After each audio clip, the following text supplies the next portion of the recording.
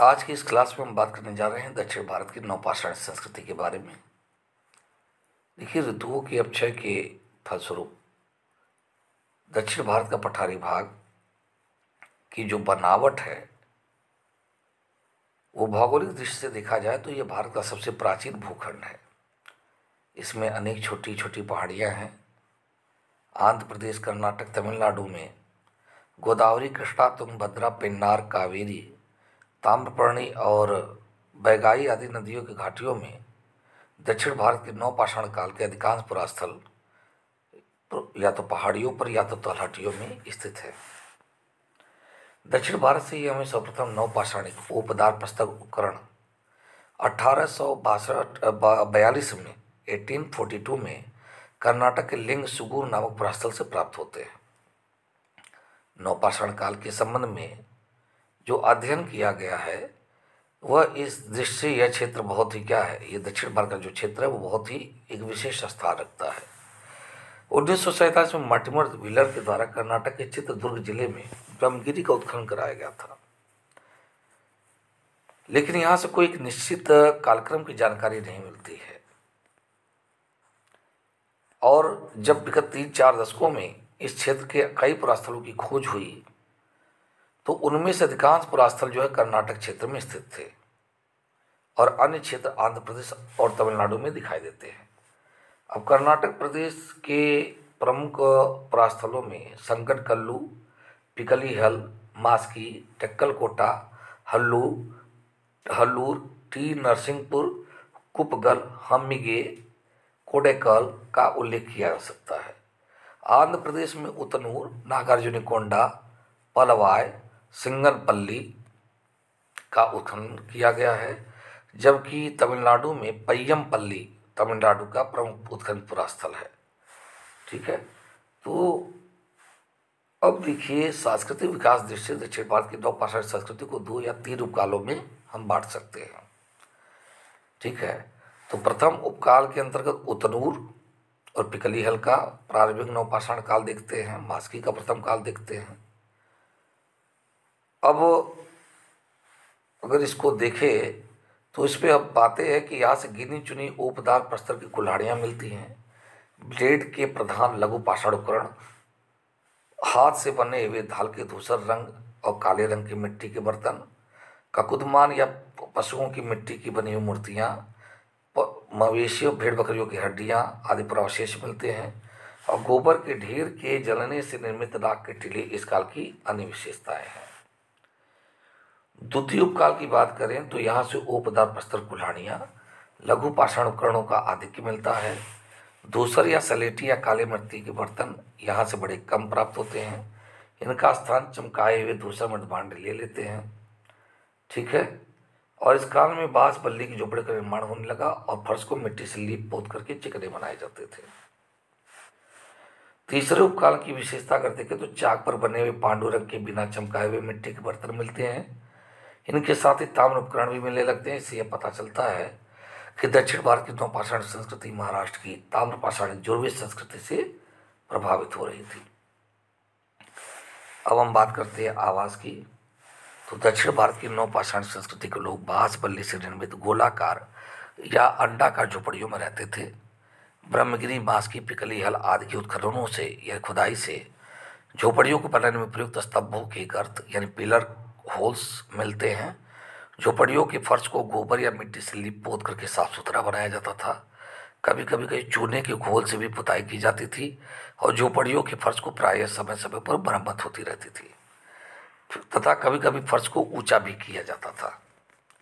ठीक है, मिट्टी के बर्तन के बारे में बात करें मृदभांड की, तो हस्त निर्मित मृदभांड बनाने की कला प्रारंभ से ही ये लोग परिचित थे। धूसर या सलेटी या लाल रंग की मिट्टी के बर्तन मुख्य रूप से प्रचलित थे, यानी ग्रे कलर के या रेड कलर के। पकाने के बाद मिट्टी के बर्तनों पर अलंकरण किया जाता था। ब्रह्मगिरी, मास्की, पिकलीहल, देखिए पास्की लिखा नहीं मास्की है, से चित्रकारी से युक्त मिट्टी के बर्तन के ठीकरे मिले हैं। चित्रित अभिप्रायों में रेखाकृतियाँ प्रमुख हैं जिन्हें पकाने के बाद बैगनी रंग से बनाए जाते थे। सलेटी रंग के बर्तनों पर गहरी या कपिस रंग से पट्टी बनाए जाते थे, यानी अकर्ड कलर का। कभी कभी बर्तन की बाहरी सतह को रगड़ करके चमकाया जाता था। प्रमुख पात्र प्रकारों में तस्तरियां, कटोरे, घड़े, बर्तनों के ढक्कन आदि का उल्लेख किया जा सकता है। उपकरण की बात करें तो प्रमुख प्रस्तर उपकरणों में त्रिभुजाकार समतांत वाली ओपदार कुल्हाड़ियां, बसुले, छेनी, गैती आदि का उल्लेख किया जा सकता था। उपकरणों का निर्माण के लिए ट्रैप या बेसाल्ट नामक प्रस्तरों का उपयोग किया गया है।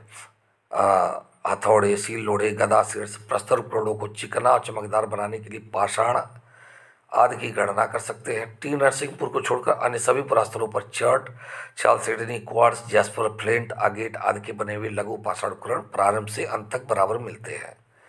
दांतेदार कुंठित पृष्ठ वाले ब्लेड, स्क्रैपर, चांद्रिक, समलंब चतुर्भुज, बेधक आदि प्रमुख लघु पाषाण उपकरण मिलते हैं यहाँ से।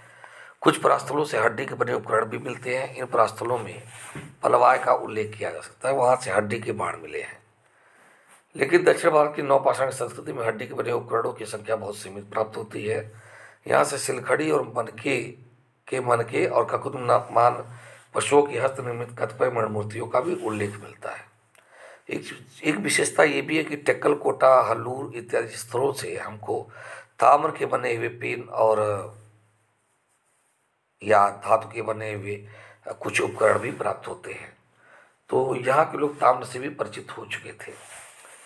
कृषि, पशुपालन, देखिए दक्षिण भारत की नौपाषाण संस्कृति के लोग कृषि और पशुपालन से परिचित थे। टेक्कल कोटा, पय्यमपल्ली से प्राप्त साक्ष्यों के आधार पर कह सकते हैं कि ये लोग चना, मूंग, कुल्थी, रागी की खेती करते थे।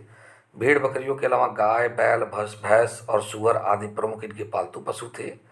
आंध्र प्रदेश के उतनूर और पलवाय और कर्नाटक के कुपगल और कोडाइकल से हमें राख के टीले मिलते हैं जो उनके पशुपालन की पुष्टि करते हैं।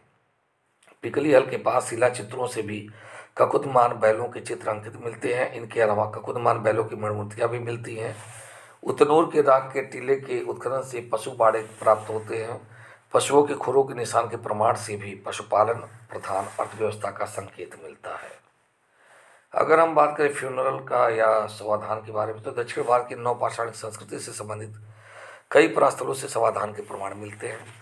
मुर्दों को मकान के अंदर, फर्श के नीचे या मकान के समीप ही बाहर दफनाया जाता था, लेकिन नागार्जुनकोंडा में आवास क्षेत्र के बाहर कब्रिस्तान मिला है। विस्तीर्ण समाधान यानी इनह्यूमेशन, आंशिक समाधान फ्रैक्शनल ब्यूरियल तथा अस्थि कलश यानी अर्न ब्यूरियल, ये 3 प्रकार के अंत्येष्टि संस्कार की परंपराएं प्रचलित थी। जमीन में कब्र खोद करके प्रौढ़ स्त्री पुरुषों को चित्र लिटाकर दफनाया जाता था।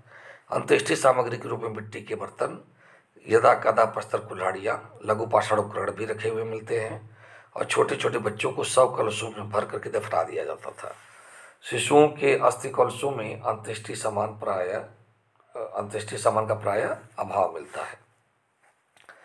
अब अगर इसका कालानुक्रम बात करें, तिथि डेटिंग की बात करें, तो दक्षिण भारत के नौपाषाण काल की संस्कृति से संबंधित अनेक परास्थलों से रेडियो कार्बन तिथियां उपलब्ध हैं, जिसमें संगनकल्लू, टेक्कल कोटा, हल्लूर, टी नरसिंहपुर, कोडाइकल, उतनूर, नागार्जुनकोंडा, पलवाय, पय्यमपल्ली से जो भी हमको रेडियो कार्बन तिथि मिलती है, तो प्रथम उपकाल को 2500 से 2000 ईसा पूर्व के मध्य, द्वितीय उपकाल को 2000 से 1800 ईसा पूर्व से 1400 ईसा पूर्व के मध्य निर्धारित किया जाता है और तृतीय उपकाल को 1400 ईसा पूर्व से 1000 ईसा पूर्व के मध्य रखा जाता है।